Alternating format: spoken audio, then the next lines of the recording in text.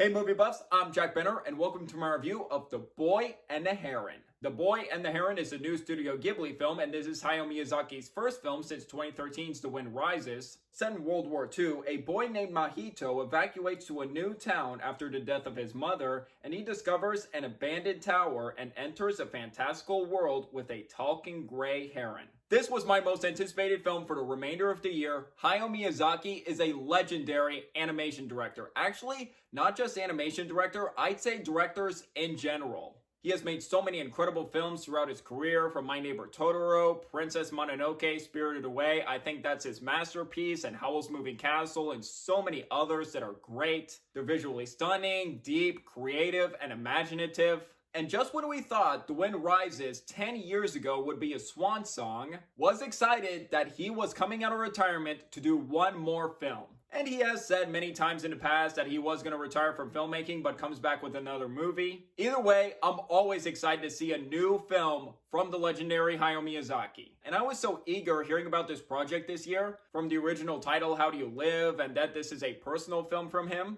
And when it was released in Japan in July, it was released with only a poster, no cast, synopsis, trailer. Just imagine just going into this movie blind with just only a poster, that's it. And the great reviews I've heard from film festivals that he's back got me even more excited to see this movie. And I just couldn't wait to see The Boy and the Heron, and hopefully it would contain the usual greatness we come to expect from Miyazaki. And I saw The Boy and the Heron a few days ago, the English dub I saw. All I can say is, what a fantastic return from the legendary director Hayao Miyazaki, and it's one of the best films I've seen this year. Let's start this review with the pros. Right out of the way, the animation is nothing short of breathtaking. And it's just a classic 2D hand-drawn anime style that I continue to love and adore. Visually stunning return from the fantastical world of Miyazaki. After The Wind Rises was a more serious film and less of the fantastical vibe we come to expect from Miyazaki. The craft Miyazaki puts into creating the world is gorgeous, with so many shots that are jaw-dropping works of art like a painting. Just the locations, backgrounds, and mysticism is all incredible. There are just so many countless times watching this movie that made my jaw drop just from the animation, just from how it looks, the shot. Just even with the heron, just how he moves. There's even one scene with the heron inside the tower, and just one particular movement with the heron was just awesome and made my jaw drop. I was like, whoa. Amazing. What I particularly loved about The Boy and the Heron was the very intriguing build-up and mystery at the first half of this movie. When we're introduced to the town Mahito settles in, they don't give you the answers right away. Just taking the time to grab you and absorb everything occurring. That constantly gets you invested, just wanting to know what's going on, what exactly is happening. Another thing that's absolutely praiseworthy about The Boy and the Heron is frequent collaborator Joe Hishiyashi's wonderful musical score here, and it's one of the best scores I have heard this year. It's both touching and emotional, with so many tracks in my head that I want to keep listening to. But I also love the little cues and notes from the Heron that do an excellent job of contributing to that great build-up and mystery. The voice cast here is excellent. We got a fantastic voice cast for this movie. And given how much of an amazing voice cast this is, I feel like it would have been an honor to be a part of a Studio Ghibli movie. Our lead Mahito is a great and sympathetic protagonist to get behind on his journey about his mother right after the very intense opening scene. And as for the supporting voice cast, Christian Bale back in another Hayao Miyazaki since Howl's Moving Castle as Mahito's father is great. You also got Gemma Chan, Karen Fukuhara, Florence Pugh. They're all excellent in their roles as well. Mark Hamill is really good. Dave Bautista shows up as a parakeet king. Willem Dafoe shows up for a little bit as a pelican. The voice cast all around is great. But if I were to choose who was the standout, it would definitely be Robert Pattinson as the Grey Heron. And I'm in awe just how unrecognizable the voice was. I was like, that's Robert Pattinson?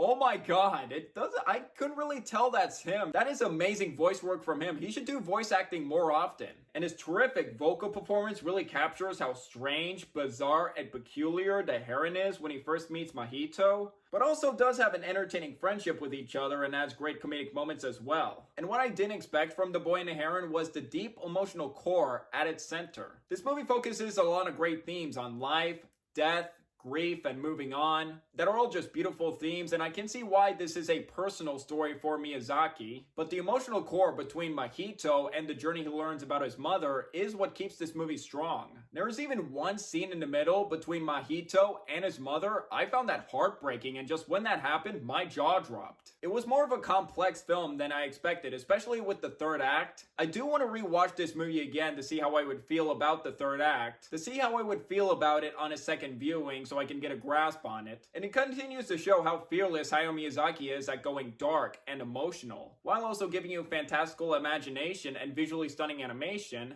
but it's not afraid to get emotional when it tackles grief in the right places. As for any issues with the film, honestly, I don't really have any issues with the film, not really with the length, was never really bored. I was just invested throughout the runtime, I felt like it was the right runtime, so I don't really have any issues with this film, honestly. In conclusion, after over a decade, I'm over the moon that Hayao Miyazaki has come out of retirement to make another movie with The Boy and the Heron. A visually stunning work of art with an intriguing and engaging story, strong emotional core at its center, terrific voice cast, and wonderful musical score. With the greatness we come to expect from Miyazaki with the fantastical imagination and deep emotional themes as well. I would highly recommend this movie to you if you're fans of Studio Ghibli or particularly Miyazaki's work, or if you admire the art of anime like I do. This movie is an absolute must-see. It is one of my top 5 favorite films of 2023 and my second favorite animated film of 2023 behind Spider-Man Across the Spider-Verse. And now to grade it, I'm going to give The Boy and the Heron, but bam!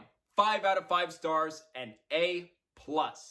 If this were to be Miyazaki's farewell film, I would have said he went out with a bang. But since it's been recently confirmed that he's not retiring after this and he has other ideas he wants to pursue, and despite how many times in the past he said he'll retire, I'm just happy he's not retiring and continuing to make more movies. Because watching this movie left me in euphoria, and I just can't wait to see more visually stunning films from Miyazaki in the future, proving as to why he is one of the absolute greats. And I'm also very happy that this is the first Hayao Miyazaki film to open at #1 at the domestic box office over the weekend. That is awesome. And 2 Oscar nominations I'm hoping this film will receive. 1, absolute lock for Best Animated Film. Although I do think Across the Spider-Verse is the frontrunner, I view this as second place. But if it could have a chance to top Across the Spider-Verse, that would be awesome. I would love to see that. That would be the second Hayao Miyazaki film to win the Best Animated Film Oscar many decades after Spirited Away was the second animated film to win in that category. And second category, I really hope it gets nominated for Best Original Score. Joe Hisayashi's score was just terrific.